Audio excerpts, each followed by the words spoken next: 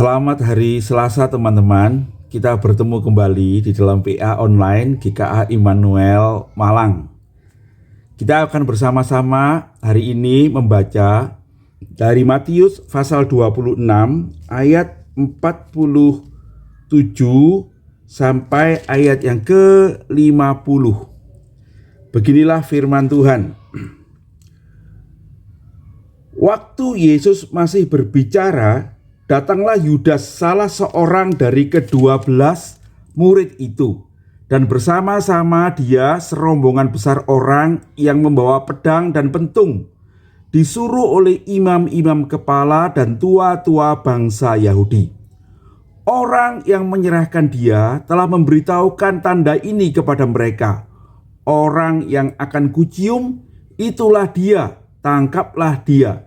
Dan segera ia maju mendapatkan Yesus dan berkata, "Salam Rabi," lalu mencium dia. Tetapi Yesus berkata kepadanya, "Hai teman, untuk itukah kamu datang?" Maka majulah mereka memegang Yesus dan menangkapnya. Berbahagia kita yang membaca firman Tuhan, menyimpan dalam hati kita dan melakukannya di dalam hidup kita. Mari kita berdoa sebelum kita bersama-sama membahas firman Tuhan ini. Bapa yang di surga, terima kasih kami boleh bertemu kembali di dalam PA online GKA Immanuel Malang ini. Kami akan sekarang membaca dan merenungkan firman-Mu.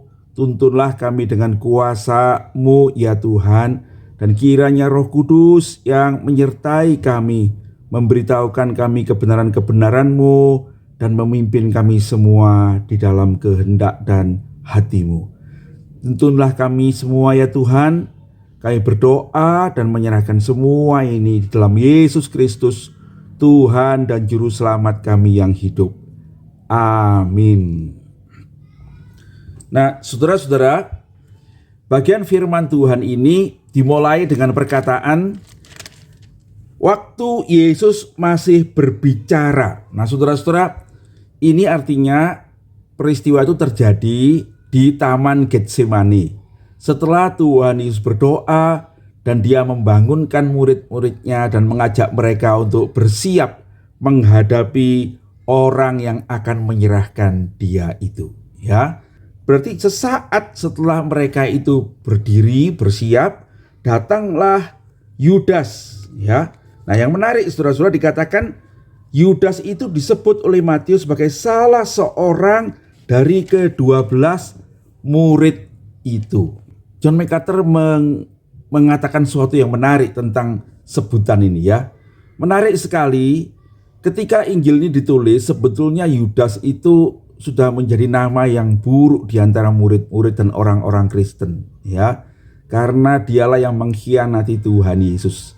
Tetapi hampir semua rasul itu tetap menerima Yudas itu sebagai salah seorang murid. Ya, salah seorang murid yang dipilih oleh Tuhan Yesus. Nah, Pak John MacArthur itu mengatakan dalam banyak literatur Kristen di luar Alkitab, Yudas itu diceritakan secara negatif begitu ya. Sebutan-sebutan yang negatif. Dia dianggap sebagai orang disusupkan, dia punya istri yang tidak baik dan sebagainya ya. Bagi para penginjil, Yudas itu adalah tetap salah satu dari ke-12 murid yang dipilih oleh Tuhan Yesus itu. Nah, saudara-saudara sekalian, apa artinya? Barangkali kalau kita membaca ini, yang bisa kita mengerti adalah sesungguhnya murid-murid itu masih menerima Yudas sekalipun dia sudah mengkhianati Tuhan Yesus. Kenapa kok bisa begitu? Saya kira mereka mengingat bagaimana Tuhan itu seperti yang ditulis oleh Yohanes ya, membasuh kaki Yudas. Sekalipun Tuhan Yesus tahu dia akan mengkhianati. Dan seperti Kristus guru mereka itu mengampuni Yudas. Nampaknya sekalipun mereka juga mencatat kelemahan-kelemahan Yudas, tetapi mereka mengampuni Yudas. Yudaslah yang tidak bisa mengampuni dirinya sendiri ya, dan kemudian dia membunuh diri. Karena itu mari kita juga belajar untuk mengampuni saudara kita di dalam kelemahan dan dosa-dosa mereka. Yang kedua, saudara-saudara, dari cerita ini kita dipertemukan dengan cerita Matius bahwa Yudas itu datang bersama-sama serombongan besar orang yang membawa pedang dan pentung yang disuruh oleh imam-imam kepala dan tua-tua bangsa Yahudi. Nah, saudara-saudara sekalian, kalau kita membaca di dalam Yohanes itu lebih jelas lah siapa itu rombongan besar orang yang bawa pedang dan pentung itu ya. Dalam catatan yang ditulis oleh Bapak John MacArthur juga dikatakan bahwa orang-orang itu nampaknya adalah penjaga bait Allah. Dan kemudian ada sepasukan tentara Romawi. Nah, kata sepasukan ini adalah satu batalion ya, satu batalion yang kira-kira jumlahnya itu bisa 600 orang. Sedangkan pasukan bait Allah itu kita tidak tahu jumlahnya berapa, tetapi bisa jadi itu sekitar 200-300 orang. Bersama-sama juga dengan orang-orang yang lain ya. Sehingga seorang penafsir mengatakan bahwa bisa jadi yang datang ke taman itu hampir 1.000 orang begitu ya. Menarik saudara-saudara, untuk menangkap satu orang Tuhan Yesus dan murid-murid yang cuma 11 itu, yang datang itu hampir 1.000 orang. Kenapa kok begitu ya? Yang pertama alasannya bisa jadi karena pernah satu kelompok pasukan pengawal bait Allah itu mau menangkap Tuhan Yesus dan gagal ya. Di dalam Yohanes pasal 7 itu dicatat satu kali imam kepala dan orang-orang Farisi itu menyuruh pengawal bait Allah untuk menangkap Yesus ya.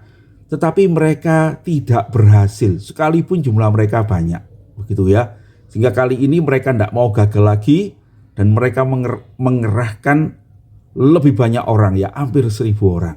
Yang kedua, saudara-saudara, bisa jadi menurut seorang penafsir karena diplot bahwa Tuhan Yesus adalah memberontak kepada orang Romawi. Itu sebabnya kemudian imam-imam kawal itu melaporkan pada tentara Romawi dan meminta mereka untuk menangkap Yesus. Sehingga mereka nanti tidak bermusuhan dengan banyak pengikut Yesus yang adalah juga orang-orang Yahudi ya. Jadi di plotnya itu Yesus itu adalah memberontak pada orang-orang Romawi. Dia memproklamirkan diri sebagai raja orang Yahudi. Nah, itu yang nanti kita lihat ditulis di salib itu ya. Seperti memberontak begitu. Sehingga kemudian mereka membawa begitu banyak orang. Nah, lalu kenapa kok harus begitu banyak orang juga, saudara-saudara? Ya, sebab mereka tahu Yesus sangat populer pada waktu itu ya. Dan kalau dia menggerakkan massa, barangkali bisa terjadi kerusuhan ya. Dan saudara-saudara, barangkali itulah sesungguhnya yang diharapkan oleh Yudas ketika dia menyerahkan Tuhan Yesus. Dia seperti yang memaksa Yesus supaya Yesus itu melawan orang-orang yang menangkap dia ya. Seorang penafsir mengatakan Yudas itu yakin sekalipun ada 1.000 orang menangkap Yesus, Yesus bisa melepaskan diri ya. Itu sebabnya dia mengharapkan Yesus memberontak, menyatakan kekuatannya, dan dia sebetulnya sudah menyiapkan teman-temannya untuk memberontak bersama-sama. Nah begitu. Nah itu tafsiran yang populer ada di film-film mengenai Yudas ini ya. Nah kita tidak tahu sebetulnya yang bagaimana, tapi kenyataannya adalah yang menangkap Tuhan Yesus itu begitu banyak. Dan kepada orang-orang itu Alkitab menyatakan Yudas memberitahukan tanda ini kepada mereka. Orang yang akan kucium, itulah dia, tangkaplah dia. Sehingga pada waktu dia sudah sampai di Taman Getsemani, dikatakan segera ia maju mendapatkan Yesus dan berkata, "Salam Rabi," lalu mencium dia. Saudara-saudara, ini ciuman yang paling terkenal sepanjang sejarah manusia ya. Ciuman pengkhianatan Yudas itu ya. Saudara-saudara sekalian, ciuman yang ditulis di dalam bagian ini adalah ciuman yang menunjukkan keakraban Yudas dengan Tuhan Yesus. Jadi ciuman ini adalah ciuman dipeluk lalu dicium di pipi ya, dicium di pipi atau di bibir begitu ya. Itu biasa di kalangan orang-orang di Timur Tengah. Untuk orang-orang yang dekat, teman dekat itu mereka mencium dengan cara itu. Ini bukan dicium dengan rasa hormat. Kalau ada murid mencium gurunya itu biasanya ada, kalau mereka menunjukkan kehormatan, menunjukkan hormat tuh mencium tangannya ya, dicium di tangan. Tetapi ini menunjukkan keakraban. Dalam bahasa asli juga ciuman ini pakai kata philein yang menunjukkan philios, suatu ciuman kasih. Nah, saudara-saudara sekalian, Yudas itu mencium Tuhan Yesus, menunjukkan seakan-akan dia mengasihi Tuhan Yesus, dan dia mengatakan shalom ya Rabi, gitu ya. Shalom guru, yang menunjukkan apa? Damai. Sebetulnya apa yang dikatakan itu adalah damai. Kiranya damai Allah turun atasmu, begitu bukan? Shalom itu. Nah, saudara-saudara sekalian, Tuhan Yesus tahu apa yang terjadi itu. Dan dia menjawabnya begini, bukan? Hai teman, untuk itukah engkau datang? Ada terjemahan lain yang mengatakan, hai teman, lakukanlah apa yang mau kau lakukan. Begitu ya. Bisa diterjemahkan seperti itu. Dari apa yang dijawab Tuhan Yesus itu, kita mengerti bahwa Tuhan tetap tidak membenci Yudas. Bahkan ada nada kesedihan, yang menurut seorang penafsir ada nada kesedihan dalam perkataan Tuhan Yesus itu ketika dia berkata kepada Yudas. Kenapa kok Tuhan Yesus sedih? Sebab sesungguhnya Tuhan mengasihi Yudas. Tuhan sudah memperingatkan Yudas. Tetapi akhirnya Tuhan berkata, silakan lakukan apa yang seharusnya engkau lakukan. Saudara-saudara, dari sini kita juga mengerti betapa Tuhan itu mengasihi orang berdosa, bahkan orang yang menyerahkan dia. Saudara-saudara, ini kiranya menjadi pelajaran buat kita. Kita pun harus belajar untuk mengasihi orang berdosa. Nah, saudara-saudara sekalian, dari bagian yang kita baca ini, apa yang bisa kita pelajari? Yang pertama, saudara-saudara, kita melihat betapa Tuhan itu mengasihi Yudas, mengasihi orang berdosa. Yang kedua, saudara-saudara, Tuhan tahu siapa yang akan menyerahkan dia. Tuhan tahu dia akan disalib. Tuhan tahu dia akan melewati semuanya itu, dan Tuhan bersiap. Sekali lagi kita diingatkan bahwa salib bukanlah kecelakaan, tetapi salib itulah rencana Allah untuk menyelamatkan orang-orang berdosa. Dan kalau kita membaca di sini adalah dia menyelamatkan orang-orang yang bahkan menyalibkan dia. Saudara-saudara, di antara 1.000 orang yang menangkap itu, barangkali ada orang-orang yang nanti akan bertobat dan berbalik kepada Tuhan Yesus. Yang ketiga, saudara-saudara, kita mesti belajar dari Yudas ya. Kenapa Yudas kok menyerahkan Tuhan Yesus? Kita tidak tahu persisnya bagaimana.